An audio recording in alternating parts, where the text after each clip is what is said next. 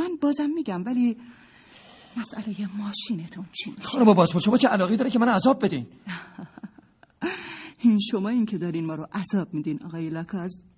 من مطمئنم شما چیزایی میدونین و میتونین قضیه رو روشن‌تر کنین، ولی نمیخواین حرف بزنین. آخه چرا؟ اینم جزئی از همون طرز زندگی جدیدتونه؟ من همه چیز رو به شما گفتم خانم و دیگه چیزی بیشتر از این ندارم که بگم. باشه آقای لاکاز، مشکلی نیست. شما با این کارتون فقط یه خورده کار ما رو سخت میکنین، همین. دیر یا زود مجرم اصلی پیداش میشه، یا بهتر بگم تا من بازپرس این پروندم نمیذارم قاتل اصلی سرشو بکنه زیر برف. پس به کارتون ادامه بدید خانم، منم دورادور براتون آرزوی موفقیت میکنم. ممنونم. منم امیدوارم یه روزی پیش بیاد که شما وظیفه پدریتون رو کشف کنین. اینجوری دیگه مجبور نیستین لقب پدرخوانده به خودتون بدین. امیدوارم.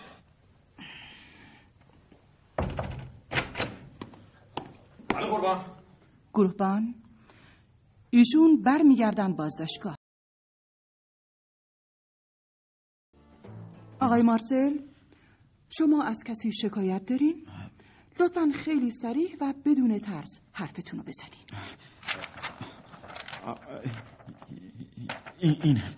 اینجاست. این عکسشه، همینه که توی روزنامه چاپ شده.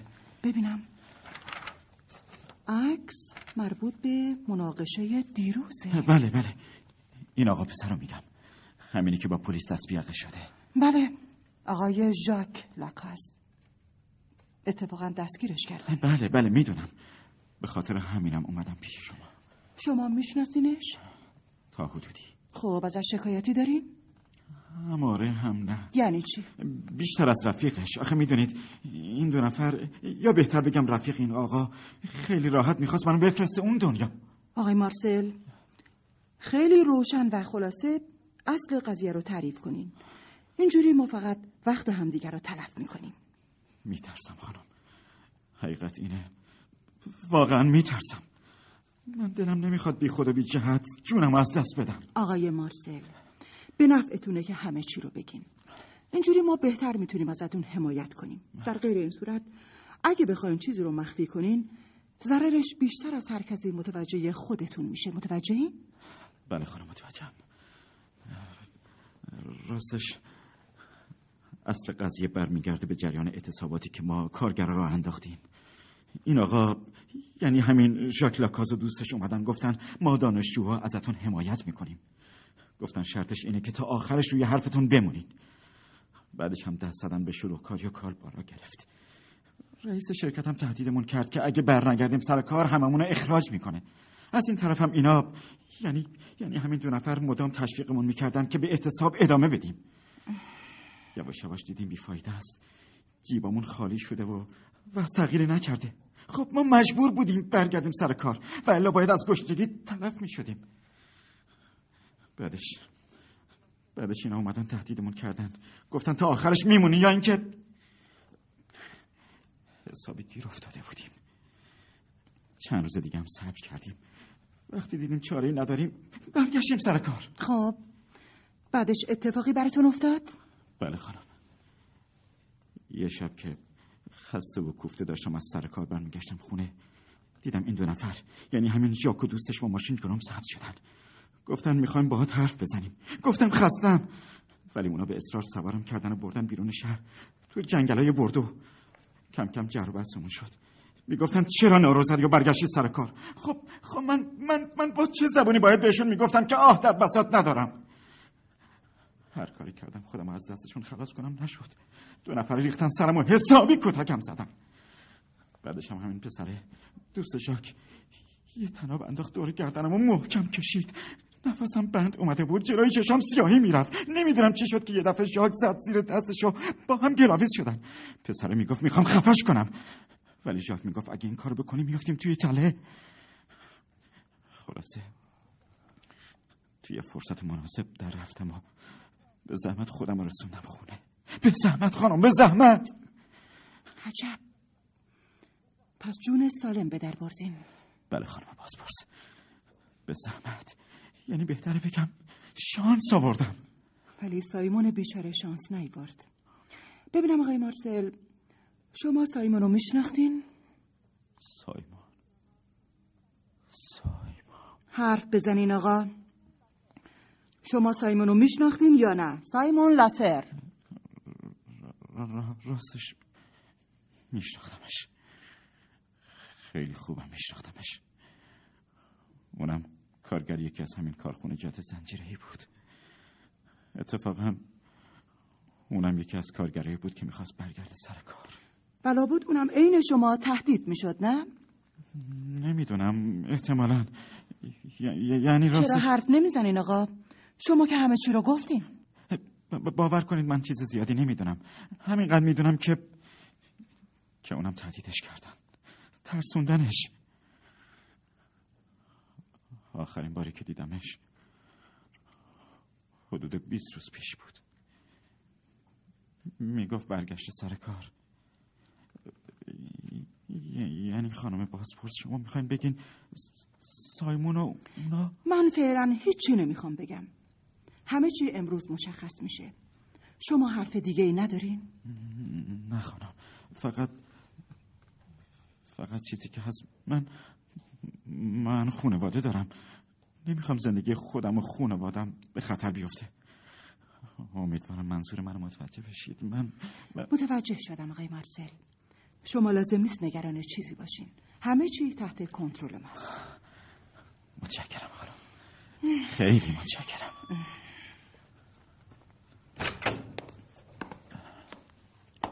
بله قربان.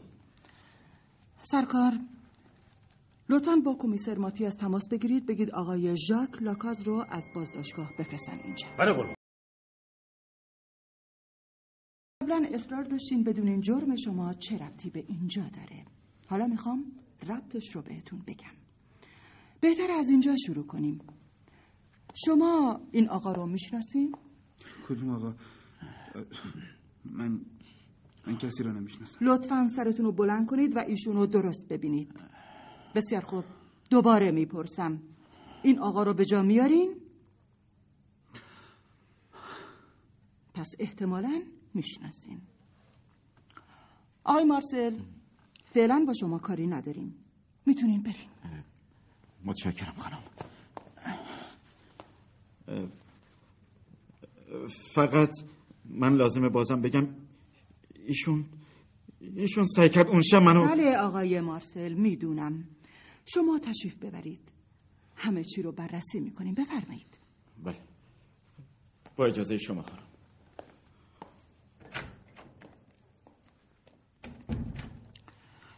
خب آقای لاکاز جوان، مطمئنم شناختینش. حالا بهتره شما شروع کنین. من نمیفهمم این همه سماجت برای چیه؟ دیگه باید راضی شده باشین. حالا هم من زندانیم هم پدرم. پدرت این وسط چه کار است؟ جرم تو فعلا به خودت مربوط میشه و به دوستت. این آقا رو تهدید به مرگ کردین، میخواستین خفش کنین. البته تو عنوان شریک جرم داری. حتی میدونم که با دوستت درگیر شدی و مانع شدی. خب این جرم تو رو سبکتر میکنه، ولی در مجموع کارت یک جرم مسلمه. میبینی که خیلی چیزا رو میدونم. حالا به من بگو حرفای این آقا درست بوده یا نه؟ خب بله، راست گفته. پس بگو اسم دوستت چیه و کجا زندگی میکنه. سعی نکن تفره بری، چون با یه خورده اتلاف وقت اونو پیداش میکنیم. به نفعته که خودت حرف بزنی. خودت بهتر میدونی که میتونم پلیس رو بفرستم ظرف 24 ساعت پیداش کنن. ببین جک، تو ممکنه رفیق تو خیلی دوست داشته باشی یا چه میدونم بخوای به قول معروف در حقش رفاقت به خرج بدی، ولی باید اینو بدونی که مصلحت تو اینه که فوری اونو معرفیش کنی. نمیخوای حرف بزنی؟ عجب. من نمیدونم چه دلیلی داره که شما پدر و پسر بی جهت میخواین خودتون رو فدا کنین. شما که گفتین مسئله ربطی به پدرم نداره. گفتم فعلا ربطی نداره. ولی تو که بچه نیستی، درس حقوقم خوندی. پس بهتر از هر کسی میدونی که هر جرمی به راحتی میتونه به جرم دیگه ای ربط پیدا بکنه. من نمیدونم الان اون کجاست. فقط اسمش رو بگو. فرانسوا بوین، دانشجوی حقوقه. فرانسوا بوین، دانشجوی حقوق. چشمم روشن.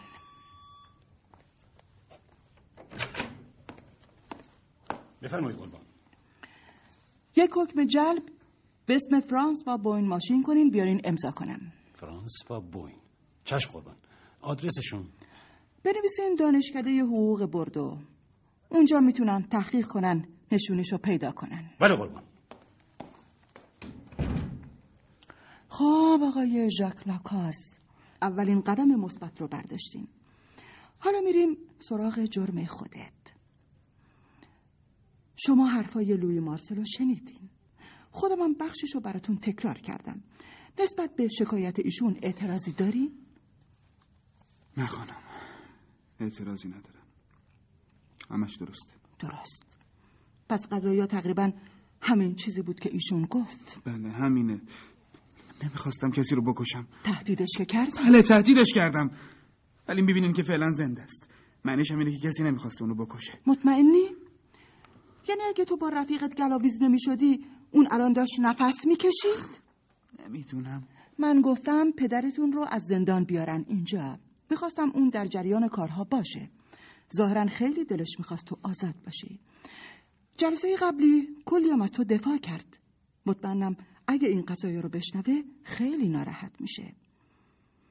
من واقعا به عمرم همچین پدری ندیدم که اینقدر به فکر پسرش باشه. جالب اینجاست که خودش فکر میکنه نتونسته نقش یک پدر واقعی رو تو زندگی تو داشته باشه. میگه من حتی برای پسرم یک پدر خواندم نبودم. پدرت خیلی دوست داره ژاک. اینو میدونستی؟ بله خانم میدونم. تو چی؟ چقدر به اون علاقه داری؟ میدونم. ببین ژاک، پدر تو زندگیش جز تو کس دیگه ای نداره. سعی نکن با زندگیش بازی کنی. حقش نیست که به خاطر جرمی که احتمالاً ربطی بهش نداره اینجوری آبروش به خطر بیفته. به من بگو شبی که سایمون لاسر کشته شد پدرت ماشینش همراهش بود یا نه؟ نه. سوال از من نپرسین خانم. چرا؟ مگه تو نمیخوای پدرتو از این مخمصه نجات بدی؟ مگه دلت نمیخواد آزادیشو بهش برگردونی؟ وقتو تلف نکن ژاک. هنوز فرصت داری از خود گذشتگیشو جبران کنی.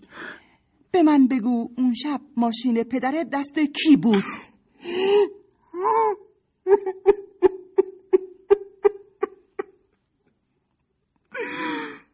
داری گریه میکنی؟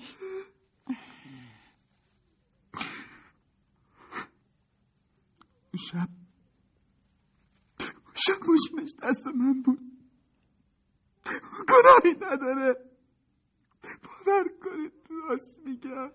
میدونم ژاک، میدونم. با این حساب مجبوریم نتیجه بگیریم سایمون لاسر رو تو کشتی. من کسی رو نکشتم. پس کی؟ به من بگو این جنایت کار کیه؟ فرانسوا بوین. حالا کجاست این فرانسوا بوین؟ باور کنید نمیدونم.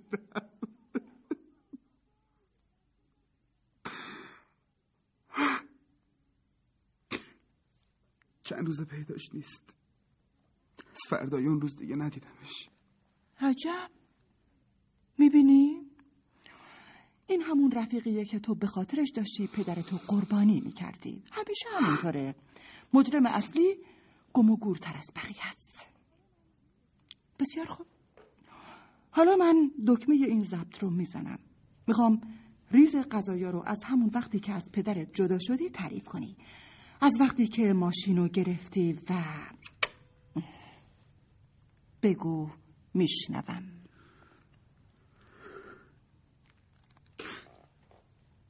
ماشین از پدرم گرفتم. اون رفت به تفریح خودش. منم رفتم به رستورانی که معمولاً با دوستام میرفتم. محل قرارمون بود. مثل همیشه. خواستم اگه چند تا از رفقام به تورم خوردن با ماشین ببرمشون گردش. وقتی رسیدم اونجا کسی رو ندیدم به جز فرانسوا که مدت‌ها بود چشم دیدنشو نداشتم. چرا؟ معلومه سر همین مسائل. اصلا خیلی بچه رو به راهی نیست. آدم خشن و یه دنده‌ایه. بعدم اون شب اصلا حال خوشی نداشت. منم تصمیم گرفتم باهاش روبرو نشم. واسه همین شاممو که خوردم اومدم بیرون. ماشینو که روشن کردم تازه یادم افتاد بده یه چند روز پیشو به صندوقدار رستوران ندادم. ماشین همونجور روشن ول کردم و رفتم بدهیمو دادم. وقتی برگشتم دیدم فرانسوا نشسته پشت رولو داره راه میفته. هر کاری کردم مانعش بشم نشد. پاشو گذاشت رو گاز. ماشینو برداشت و رفت. با خنده میگفت ناراحت نباش کوچولو، میرم یه گشتی میزنم و ماشینو برمیگردونم. دیگه دستم بهش نرسید. بس همین ناراحت و عصبانی برگشتم پانسیون و رفتم خوابیدم. صبح که اومدم دانشکده دیدم فرانسوا ماشین آورده. تصادف کرده بود. من اونقدر حواسم به یه خود ماشین بود که مسئله تصادف رو خیلی جدی نگرفتم. گفتم اهمیتی نداره، پدرم خیلی این چیزا واسش مهم نیست. در مورد سایمون باهات حرفی نزد؟ اون موقع نه،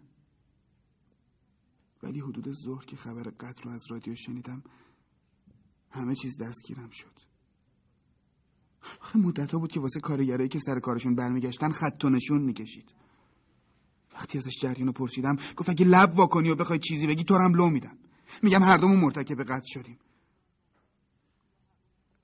راستش خب منم ترسیدم.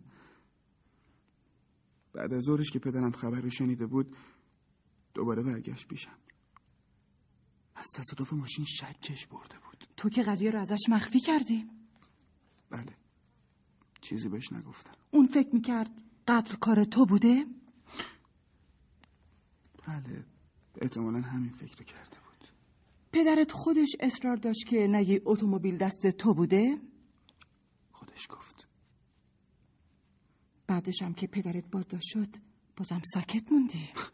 خب پدرم یکی از رفقاش دکتر توماسون رو مأمور کرد بهم بگه همه چی رو انکار کنه. اون وقت بازم ساکت موندی، با اینکه مقصر اصلی هم تو نبودی و یکی از رفقات بود. میدونی یعنی چی؟ باور کنین چند بار تصمیم گرفتم بیام همه چی رو بگم، ولی به جای این کار یک آشوب دیگه رو انداختین و با پلیس درگیر. اون قضیه فرق میکنه. ما اونجا داشتیم از کارگرها حمایت میکردیم. از کارگرها حمایت میکردین؟ شما که یکی یکی داشتین اونا رو میکشتین. من هیچ وقت همچین کاری نکردم. بهتون که همه چی رو گفتم. این همه دل مشغولی داشتی، اون وقت حتی یه ذره به پدرت فکر نکردی.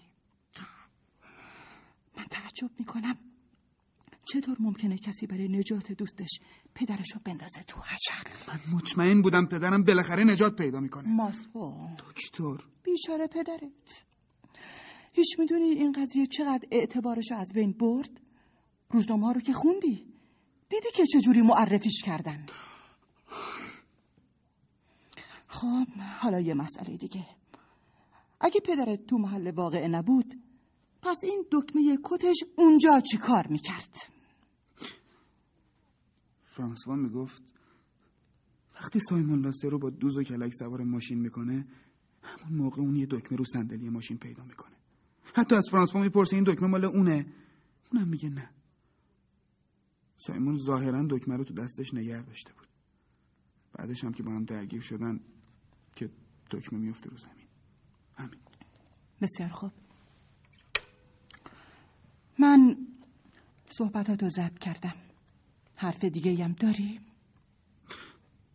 نه، دیگه چیزی واسه گفتن ندارم. ببین ژک، من حرفای تو رو باور میکنم، ولی بهتره تمام این حرفا رو جز به جز با حضور همین پسر فرانسوا تکرار کنی. این واسه پرونده لازمه. بفرمایین. قربان، حکم جلب فرانسوا بوین آماده است برای امضا. ضمن آقای به اسم دکتر توماسون خیلی وقت پشت در منتظرن. اصرار دارن که شما رو ببینن. دکتر توماسون؟ همون دوست پدرمه. خیلی خوب، بهشون بگین بیان تو. بله قربان. آقای دکتر بفرمایید لطفا. روز بخیر خانم باسپورس. روز شما بخیر آقای دکتر. بفرمایید. سلام دکتر. ژاک، تو اینجایی؟ امرتون رو بفرمایید. راستش من دکتر توماسون، رفیق صمیمی آقای پیر لاکاس. بله دوست آقای پیر لاکاس. راستش من قاعدتاً باید زودتر از اینا می آمدم اینجا. بله آقای دکتر، قاعدتاً باید زودتر از اینا می اومدین. خب به هر حال اومدم که حقایقی رو در مورد پرونده آقای لاکاس بگم. احتمالاً اومدین بگین ایشون بیگناهن. خب بله خانم، اومدم همینو بگم. آقای لاکاس به من سپرده بودن که به پسرشون بگین مطلقاً چیزی نگن. بله، ظاهراً شما همه چی رو میدونین. پس در یک کلام به شما بگم آقای لاکاس بیگناهن. بیگناه. میدونم. واقعاً؟ بله واقعاً. پس یعنی اومدن من اینجا بیمورده؟ نه خیر آقای دکتر، به هیچ وجه بیمورد نیست، ولی یه خورده دیره. قبول دارین؟ بله خانم، واقعا درست میگین. مقصر اصلی خود پیره. اون خودش. عجب، راحت شدم. من همه چی رو گفتم دکتر. ژاک، اصلا باور کردنی نیست که تو آخه پسر کی فکرشو میکرد که تو یه روز یه آدم بکشی؟ آدم نکشته آقای دکتر، لطفاً به اعصابتون مسلط باشین. نکشته؟ خب پس قضیه چیه؟ پیر چی میشه؟ الان اون به جای چه کسی تو زندانه؟ آقای لاکاس همین امروز آزاد میشن. آزاد میشن؟ آخه چجوری؟ اینجوری؟ من الان یه دست نوشته میدم تایپ میکنن، حکم منع تعقیب و حکم آزادیشون صادر میشه. به همین راحتی. خدا رو شکر. ژاک، حقته که تا آخر عمرت تو زندون بمونی تا بپوسی. آقای دکتر از شما بعیده. به جای این حرفا بهتره برین به استقبال آقای پیر لاکاس. بله حتما. خدا رو شکر. خدا حافظ خانم. خدا حافظ آقای دکتر. سرکار؟ بله قربان. یک حکم آزادی به اسم آقای پیر لاکاس.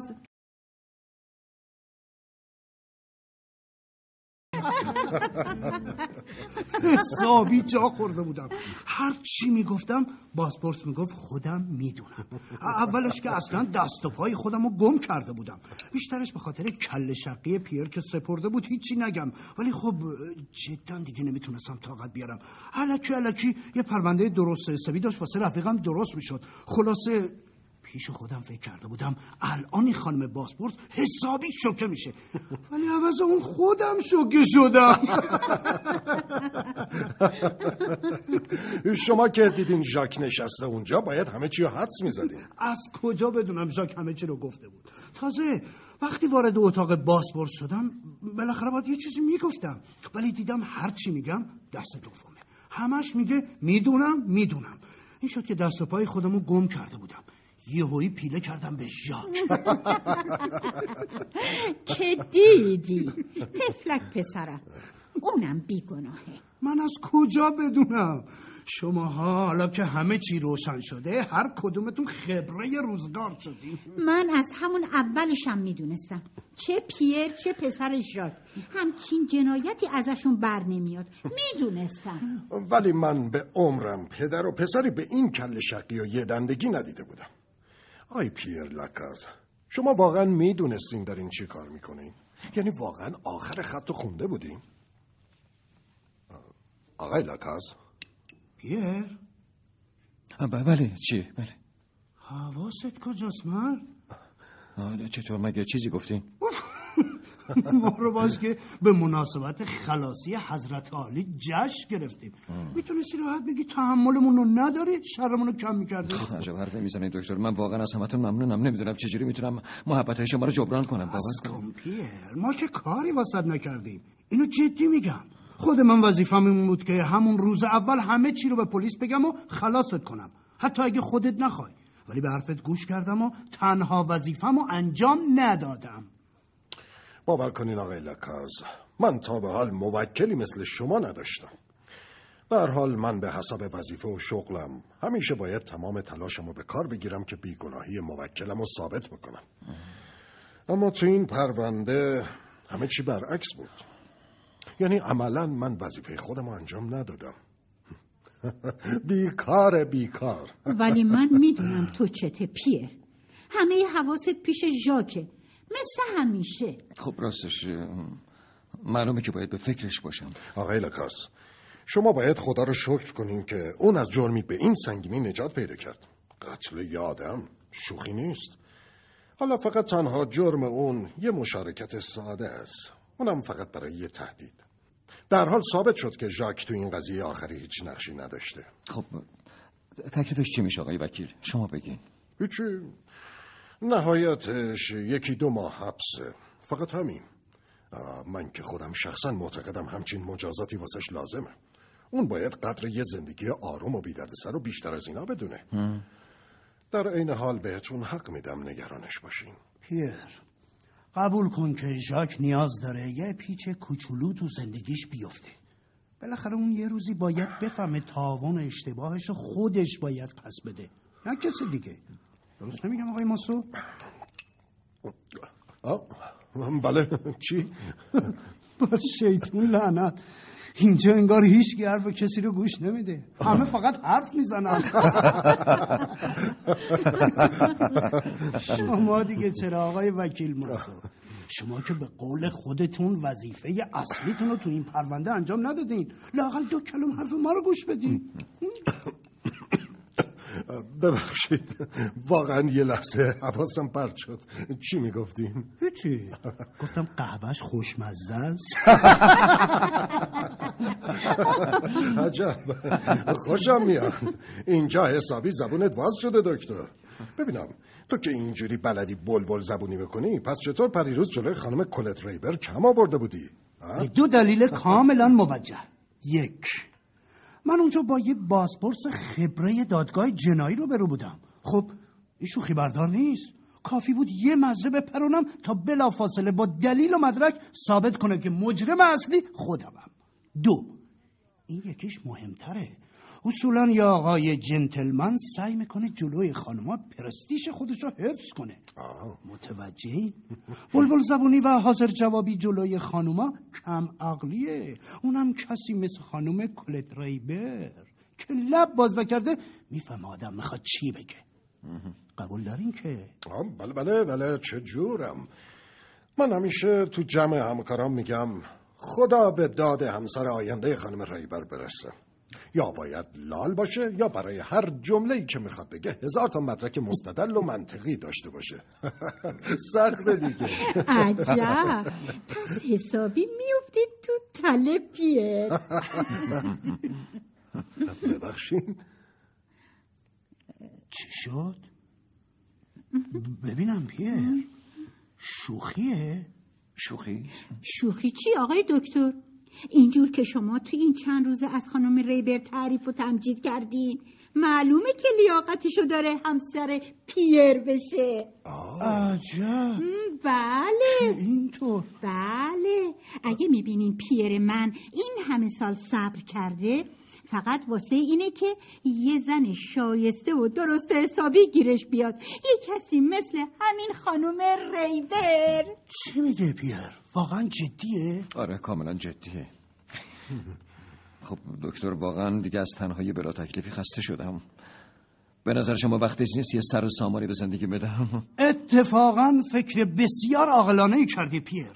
منم از آقای ماسو خواهش میکنم کماکان وکالت تو رو به عهده داشته باشن. شاید لااقل تو این قضیه بتونه وکیل خوبی برات باشه.